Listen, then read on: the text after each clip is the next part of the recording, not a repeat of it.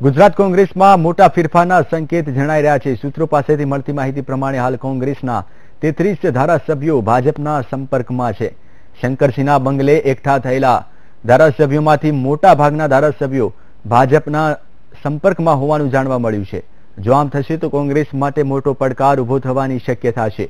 આ બાબતે શંકરસિંહ આજે એલાન કરે તેવું માનવામાં આવી રહ્યું છે।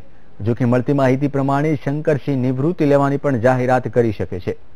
તો ક્રોસ વોટિંગ માટે જવાબદાર ધારાસભ્યો સામે પગલાં લેવાય તે પહેલા જ ધારાસભ્યો કોંગ્રેસ સાથે છેડો ફાડે તેવી પણ શક્યતા છે।